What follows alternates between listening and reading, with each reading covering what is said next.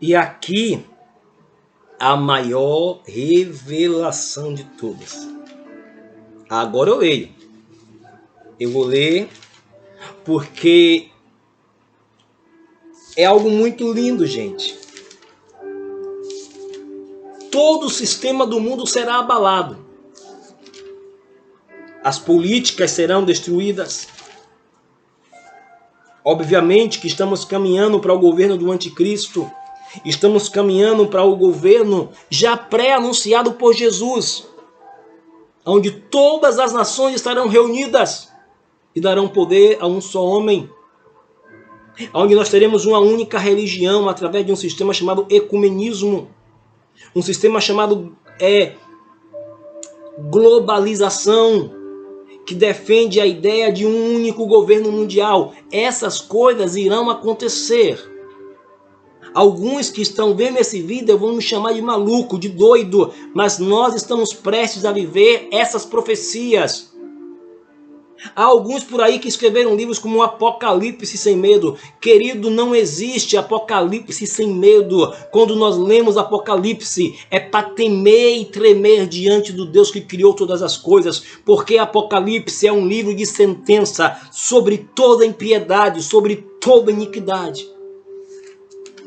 E Apocalipse encerra falando sobre um lugar lindíssimo que está reservado. E ele diz exatamente que o nome desse lugar é Nova Jerusalém. E denomina esse lugar como novos céus e nova terra. Olha o que diz Apocalipse a partir do capítulo 21. Então vi novo céu e a nova terra, pois o primeiro céu e a primeira terra haviam passado e o mar já não existe. Perceba, o mar, essas imensidão de águas que existe em nosso planeta, segundo a Bíblia, já não existe. Tudo foi destruído. Mas há um novo céu e uma nova terra. E vi também a cidade santa, a nova Jerusalém. Ó, que coisa linda! Que descia dos céus, da parte de Deus, adornada como uma linda noiva para o seu esposo amado. E ouvi uma forte voz que procedia do trono e declarava: eis que o tabernáculo de Deus agora está entre os homens, com os quais ele habitará. Eles serão o seu povo, e o próprio Deus viverá com eles, e será o seu Deus. Ele, Deus, lhes enxugará dos olhos toda lágrima. Não haverá mais morte, nem pranto, nem lamento, nem dor.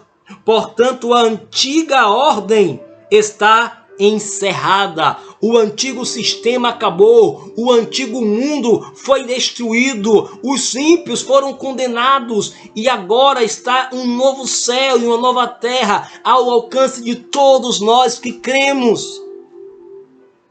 E aquele que está assentado no trono afirmou: eis que faço nova todas as coisas. E acrescentou: escreve isto, pois essas palavras são verdadeiras e absolutamente dignos de confiança. E declarou-me ainda: tudo está realizado. Eu sou o Alfa e o Ômega, o princípio e o fim. A todos quanto tiverem sede, lhes darei de beber graciosamente da fonte da água da vida. O vencedor herdará todas estas bênçãos, e eu serei o seu Deus, e ele será o meu filho.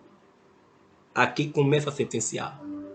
Porém, quanto aos covardes, aos incrédulos, aos depravados, os assassinos, os que praticam imoralidade sexual, os bruxos, os ocultistas, os idólatras e todos os mentirosos, a parte que lhe cabe será no lago de fogo, que arde perpetuamente no meio do enxofre. Esta é a segunda morte. O texto continua, não vou ler porque é extenso, mas você pode ler 9, 10. E lá, o texto diz claramente que há uma cidade no mundo espiritual que em determinado momento vai descer e vai se fundir definitivamente com o mundo material. E homens ressurretos, com corpos transformados, habitarão para sempre nessa cidade que a Bíblia chama de Nova Jerusalém. Ah, meu querido, como isso é lindo.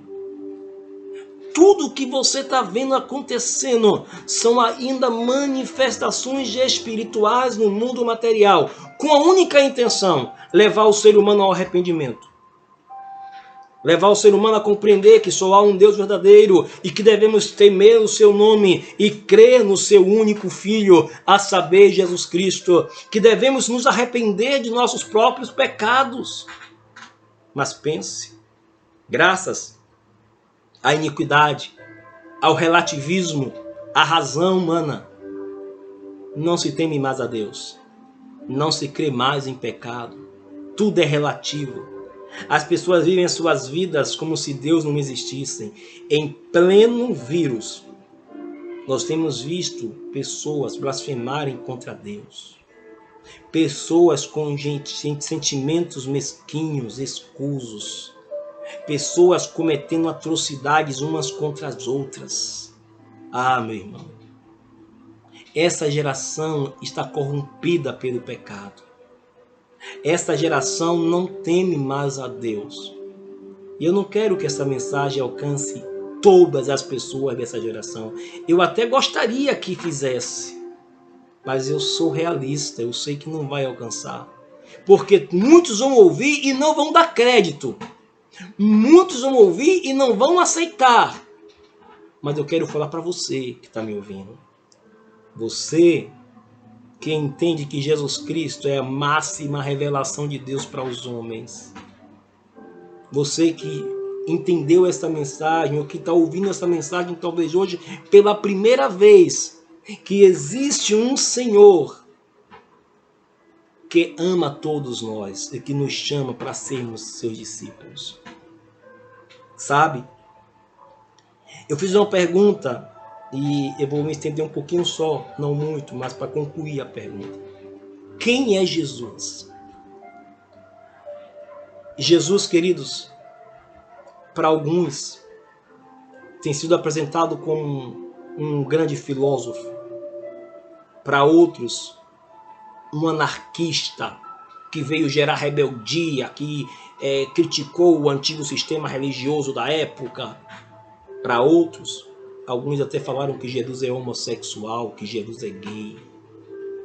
Para outros, Jesus foi apenas um profeta, um homem que viveu entre nós. Para outros, Jesus foi apenas um espírito evoluído, o ser que mais evoluiu na Terra.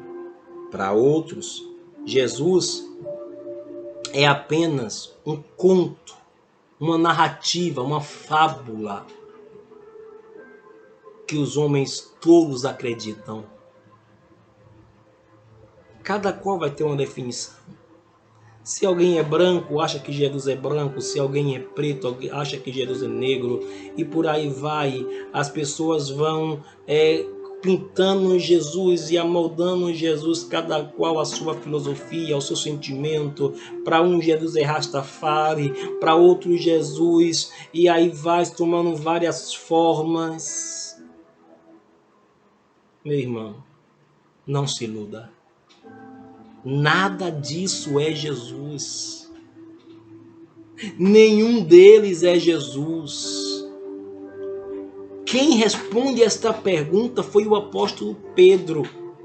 Perguntaram, e Jesus perguntou aos seus discípulos: quem dizeis os homens que eu sou? E os respondem: para uns Jesus é Elias ou um dos profetas. Jesus é um sábio, é um rabino qualquer, é um homem à frente da sua época. E Jesus então Ele para, olha bem nos olhos dos discípulos e pergunta para eles: e vocês, quem dizeis que eu sou? Pedro, ousado, tomado pelo Espírito Santo, olha para Jesus e diz: tu és o Messias, tu és o Hamashia, tu és o Cristo, o Filho do Deus vivo. Aleluia! Sabe o que é isso, querido? Jesus vive, reina para sempre, está coroado de glória. Antes, os deuses, que na verdade era a manifestação do inimigo das nossas almas, enganaram as nações com fantasias, com as histórias dos filhos dos deuses, dos semideuses, muito ligado à Grécia Antiga, aos bárbaros vikings. Quem nunca ouviu falar em Thor, filho de Odin, em Hércules, filho de Zeus?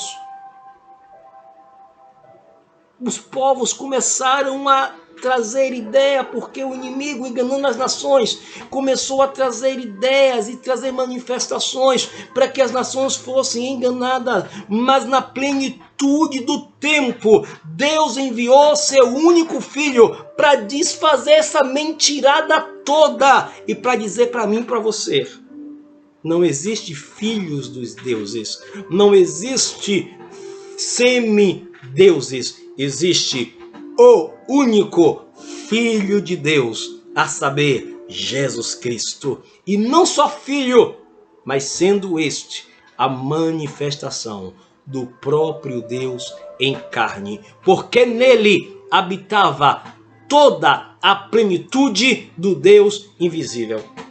E aí entra o escritor aos Hebreus, lendo Hebreus capítulo 1,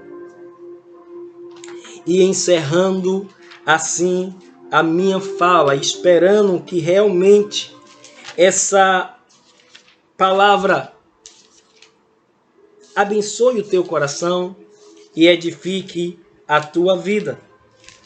Vem o escritor de Hebreus e diz: havendo Deus, desde a antiguidade, falando em várias ocasiões e de muitas formas aos nossos pais, por intermédio dos profetas, nestes últimos tempos, nos falou mediante o seu Filho, a quem constituiu herdeiro de tudo que existe e por meio de quem criou o universo. Ele, que é o resplendor da glória e a expressão exata do seu ser, sustentando tudo o que há pela palavra do seu poder. Depois de haver realizado a purificação dos pecados, ele assentou à destra da majestade nas alturas, tornando-se tão superior aos anjos quanto o nome que herdou, e é ainda mais excelente do que eles. Esse é Jesus. Jesus, queridos, é o Filho de Deus, sendo ele a expressão exata do seu ser. A plenitude do eterno habita no Filho. E através de Jesus, tudo existe. Então, amados, os mundos estão indo para uma última colisão. A nova Jerusalém vai descer do céu. Essa terra vai passar. O mar não vai existir mais. Mas novos céus e nova terra está prestes a chegar. A nova Jerusalém está perto a se manifestar. E nessa colisão final, a terra 1, que é a terra lá de cima, vai prevalecer. A terra 2, que é a nossa, vai ser destruída. Mas a terra 1 vai voltar para esse plano. E lá estaremos com Cristo para todo sempre. Deus abençoe vocês.